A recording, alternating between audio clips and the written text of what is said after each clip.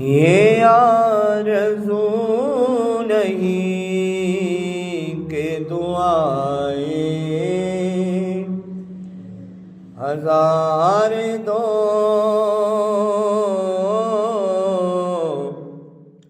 یہ آرزو نہیں کہ دعائیں ہزار دو،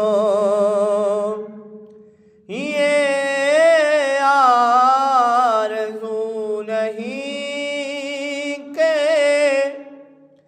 دعائیں ہزار دو، پڑھ کر نبی کی نعت لحد میں اتار دو،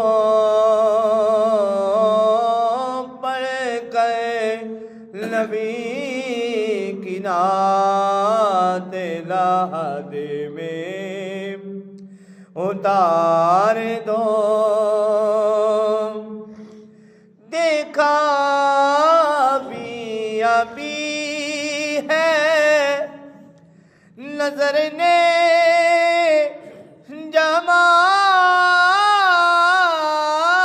یار، دیکھا ابھی ہے نظر نے جمال یار، ہے موت مجھے کو تھوڑی سی مہلت ادار دو، اے موت مجھے کو تھوڑی سی مہلت ادار دو،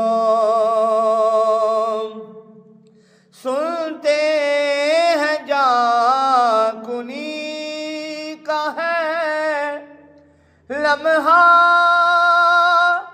بڑا کٹر،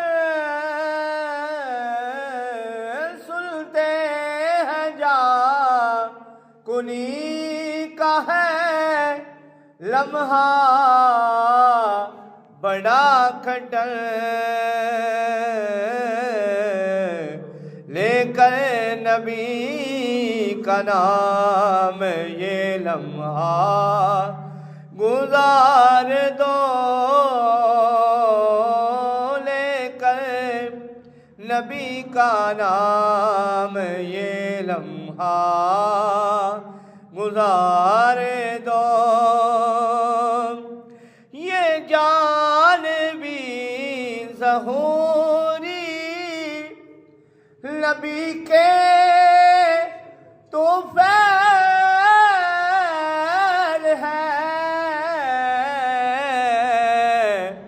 اس جان کو حضور کا صدقہ اتار دو،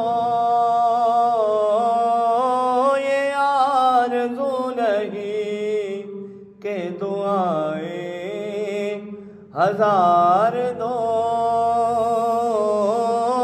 پڑھ کر نبی کی نعت لحد میں اتار دو، حمد و ثنا رب ذوالجلال اور ہدیہ بحضور سرور کائنات احمد مجتبیٰ آقا دو جہاں محمد مصطفیٰ جان عالم سرور عالم سرور کائنات عالم آقا صلی اللہ علیہ وآلہ وسلم کی بے کس پناہ میں عاجزانہ حاضری پیش کرنے کے بعد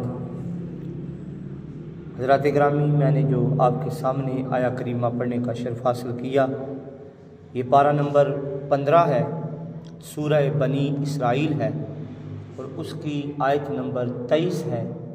اس میں اللہ تعالیٰ نے ارشاد فرمایا اور بڑی ہی مشہور آیت کریمہ ہے۔ اس میں اللہ تعالیٰ نے ارشاد فرمایا وَقَضَىٰ رَبُّكَ أَلَّا تَعْبُدُوا إِلَّا إِيَّاهُ، وَبِالْوَالِدَيْنِ اِحْسَانًا۔ اللہ تعالیٰ نے ارشاد فرمایا کہ آپ کے رب نے حکم ارشاد فرما دیا کہ اللہ کے علاوہ کسی کی عبادت نہ کرو۔ اگر عبادت کرنی ہے تو اللہ کی کرنی ہے، اور فرمایا وَبِالْوَالِدَيْنِ اِحْسَانًا، اور والدین کے ساتھ حسن سلوک کرو۔ حضرات گرامی، اللہ تعالیٰ نے بے شمار موضوعات کو بیان فرمایا، نماز کا حکم دیا، وہ بھی عبادت کا اہم جزو بھی ہے، اس کے علاوہ اسلام کی بنیاد بھی ہے، اسلام کا اہم رکن بھی ہے، لیکن اس کی تفصیل کو بیان نہیں فرمایا۔ فرمایا وَأَقِیمُوا الصَّلَاةَ، اور جب زکوٰۃ کا حکم دیا وہ بھی فرمایا وَآتُوا الزَّکَاةَ، زکوٰۃ ادا کرو۔ اس کی شرائط کیا ہیں، اس کے واجبات کیا ہیں؟ صرف یہ بیان کیا کہ جو نماز قائم نہیں کرتا اس کی سزا کیا ہے، جو زکوٰۃ ادا نہیں کرتا اس کی سزا کیا ہے۔ جیسے کہ آیت کریمہ ہے والذین یکنزون الذھب والفضہ ولا ينفقونها فی سبیل اللہ فبشرهم بعذاب علیم، جو سونے اور چاندی کو جمع کرتے ہیں، اللہ کی راہ میں خرچ نہیں کرتے، تو ان کو دردناک عذاب کی خوشخبری سنا دے۔ تو قرآن پاک نے ان کی سزا کو بیان تو فرمایا ہے، لیکن کسی بھی موضوع کو اس طرح بیان نہیں فرمایا کہ فلاں کام تم نے ایسے کرنا ہے۔ یہ نہیں فرمایا کہ 2 فرض ہیں فجر کے، 4 فرض ہیں ظہر کے، عصر کے 4 فرض ہیں، تو حضور صلی اللہ علیہ وآلہ وسلم کی حدیث سے ہمیں ملتا ہے۔ قرآن کی صرف آیت میں اشارہ ہے نماز قائم کرو، لیکن جب باری آئی والدین کے حسن سلوک کی، والدین کے احترام کی، والدین کے ادب کی، تو حضرات محترم اللہ تعالیٰ نے تفصیل کے ساتھ موضوع کو بیان فرمایا، تو پتہ یہ چلا کہ والدین کا ادب، والدین کا احترام یہ کوئی عام موضوع نہیں ہے، بلکہ اللہ کی نظر میں سب سے خاص موضوع ہے، جس کو اللہ تعالیٰ نے اپنی عبادت کے بعد ساتھ ہی ذکر فرمایا ہے کہ میرے علاوہ کسی کی عبادت نہ کرنا، میرے ساتھ کسی کو شریک نہ ٹھہرانا، اور ساتھ ہی فرمایا وَبِالْوَالِدَيْنِ اِحْسَانًا، والدین کے ساتھ حسن سلوک کرنا۔ آپ ذرا، میں تفسیر نہیں بیان کرنے لگا، میں صرف قرآن کی جو آیت ہے جو میں نے بیان فرمائی ہے خطبہ میں، اس کا ترجمہ کروں گا، آپ سمجھ لیں کس طرح اللہ نے تفصیل کے ساتھ بیان فرمایا ہے۔ تو صرف ہم نے ترجمہ نہیں سننا، بلکہ ہم نے عمل بھی کرنا ہے۔ اللہ تعالیٰ نے کس طرح واضح بیان فرمایا ہے، آپ اندازہ لگانا۔ صرف ترجمہ کروں گا، تفسیر نہیں کروں گا، ایک ایک لفظ کا ترجمہ کروں گا۔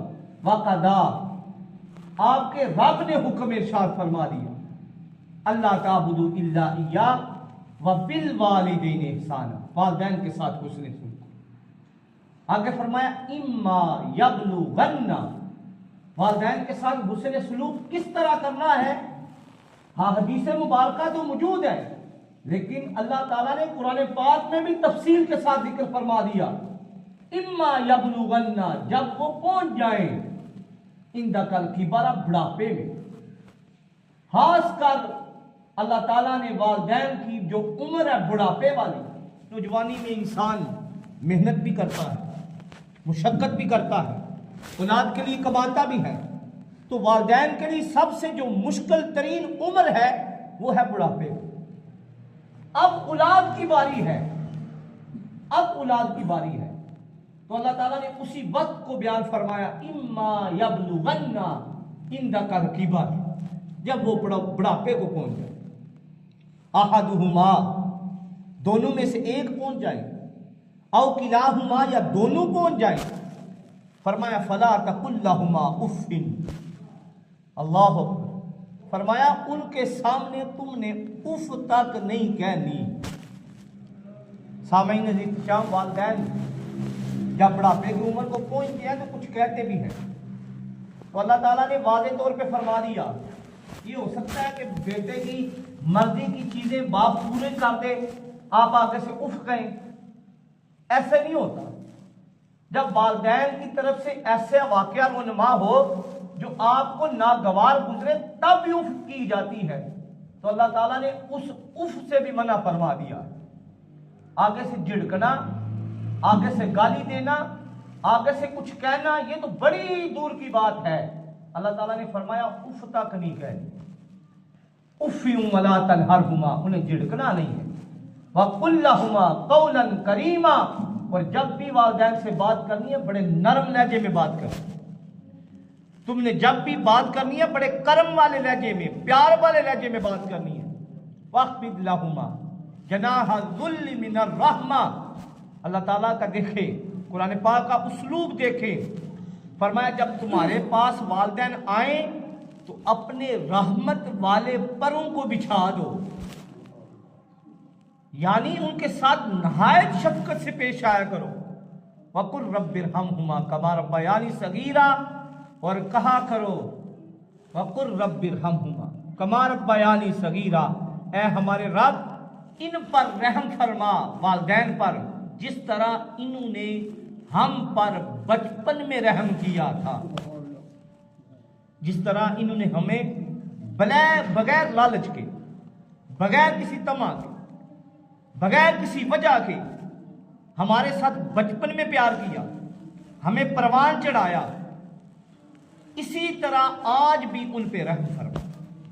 حضرات گرامی، حضور سے علومت حضرت جسٹس پیر محمد کرم شاہ رضوی رحمۃ اللہ علیہ، آپ اس آیت مبارکہ کی تفسیر کرتے ہوئے آپ لکھتے ہیں، آپ ارشاد فرماتے ہیں علامہ قرطبی کے حوالہ سے، یہ جو قضا کا لفظ آیا ہے یہ مختلف معنی ہیں. اس کے قضا کا لفظ ہے، اس کے معنی بے شمار ہیں، متعدد معنی ہیں. قضا کا لفظ فارغ ہونا بھی ہے، قضا کا لفظ قضا کا معنی امر بھی ہے، قضا کا معنی حکم بھی ہے. جس طرح اللہ تعالیٰ نے ارشاد فرمایا اذا قضا امرا، جب اللہ تعالیٰ کسی کام کا حکم دے دیتا ہے فإنما يقول له كن فيكون، وہ تو کن کہتا ہو جاتا ہے. اسی طرح فقضاهن سبع سماوات، قضا کا معنی خلق بھی ہے کہ قضا کا معنی پیدا کرنا بھی آتا ہے. قرآن میں بعض دفعہ آیا ہے فقضاهن سبع سماوات فی یوم، کہ اللہ تعالیٰ نے چند دنوں میں 7 آسمانوں کو لگاتار پیدا فرمایا.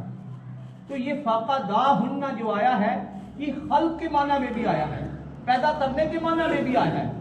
لیکن یہاں اللہ تعالیٰ نے قضا و معنی حکم ارشاد فرمایا ہے کہ آپ کے رب نے حکم دے دیا. تو حضرات گرامی، حضور جعل امت آگے لکھتے ہیں کہ جب انسان کے پاس جوانی ہوتی ہے تو وہ کوشش کرتا ہے اپنی اولاد کو پروان چڑھانے کی، لیکن جب بڑھاپے کا وقت ہوتا ہے انسان کمزور ہو چکا ہو، وہ اپنی اولاد کے سہارے ہوتا ہے. اسی لیے اللہ تعالیٰ نے جو اسپیشل ذکر کیا ہے وہ بڑھاپے کا ذکر کیا ہے کہ تم نے خاص طور پہ بڑھاپے کے وقت اپنے والدین کی خدمت کرنی. والدین کی خدمت کرنی ہی کرنی ہے، لیکن جب وہ بڑھاپے کو پہنچ جائیں تو خصوصی طور پہ ان کی خدمت کرنی.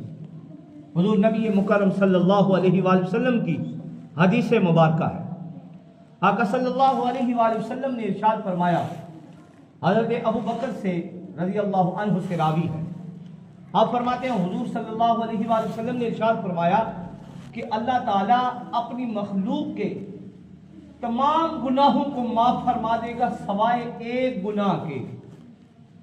اللہ اکبر، وہ گناہ کون سا ہے؟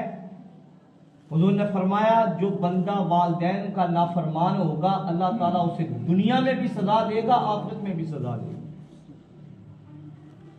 تو آج میں آپ کے سامنے بیان کروں گا کہ جو والدین کا نافرمان ہے اس کے بارے میں حضور کی حدیث کیا کہتی ہے اور واقعات ہمیں کیا بتاتے ہیں.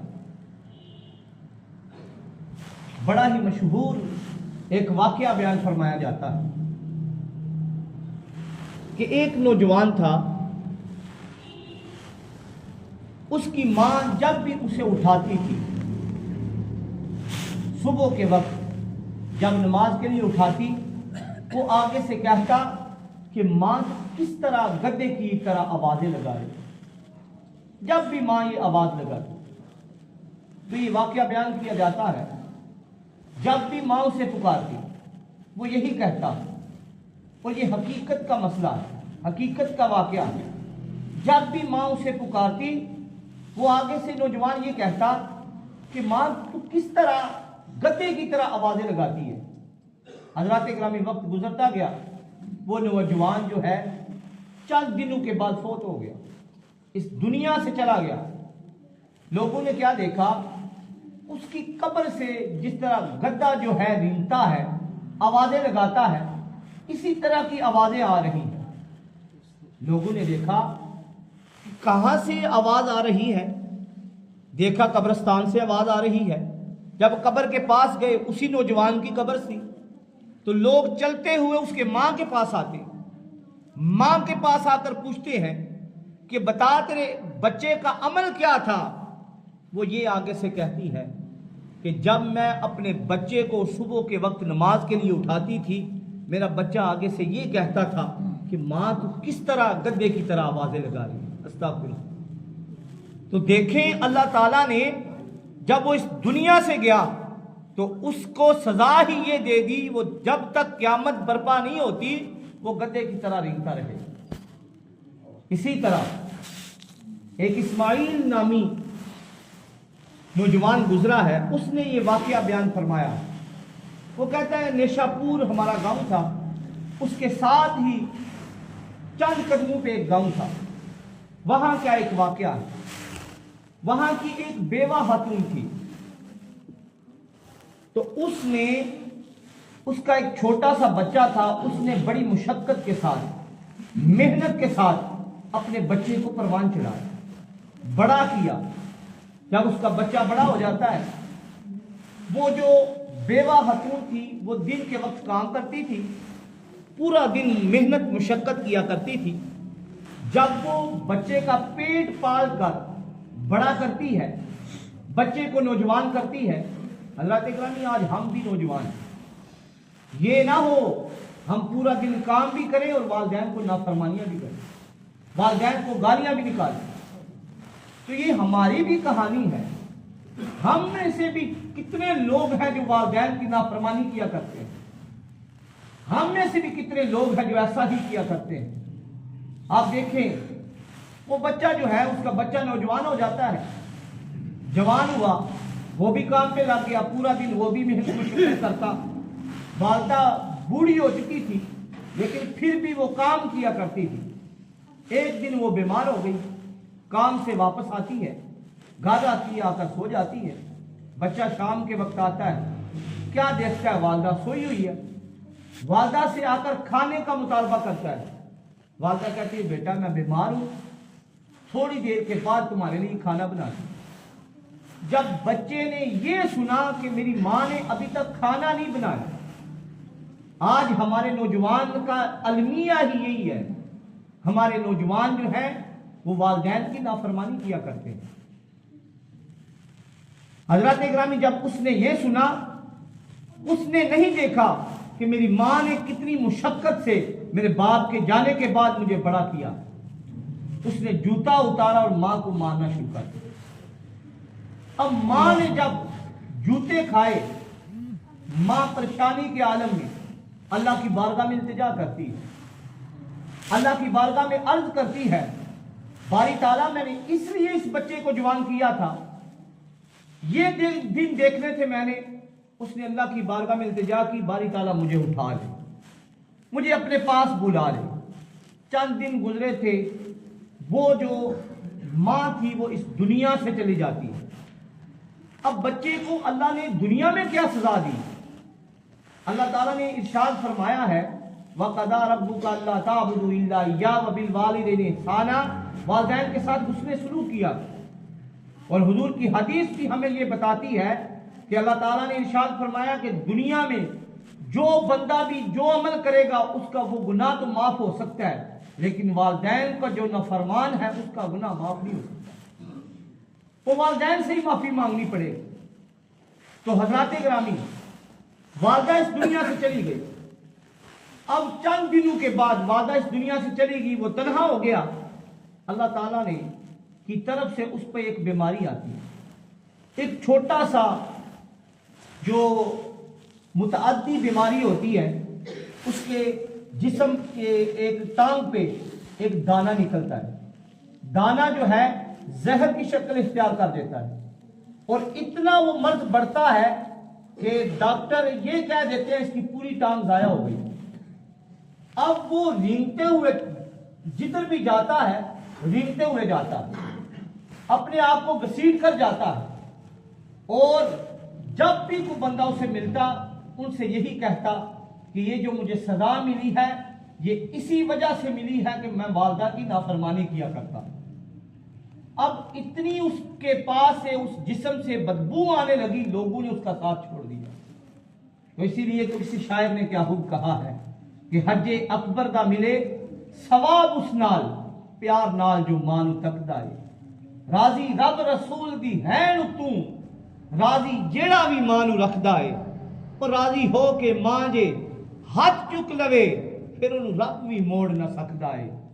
تر جائے صابرہ جس ویلے پتہ لگدا زمانے دی اکھدا ہے.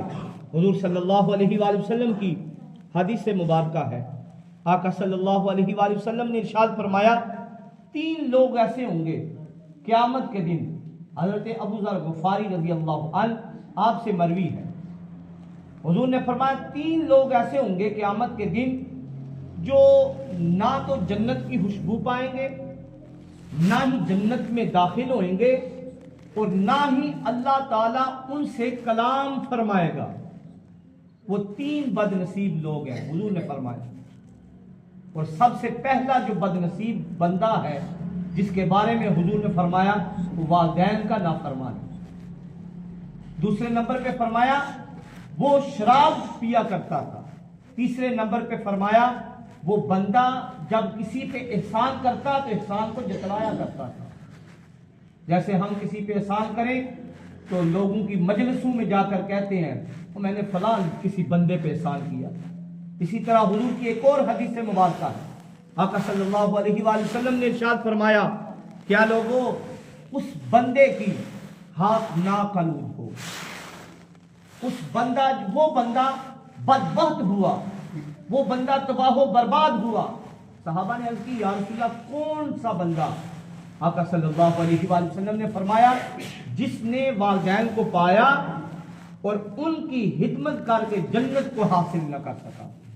تو حضرات گرامی آپ کی جنت آپ کے پاس ہے.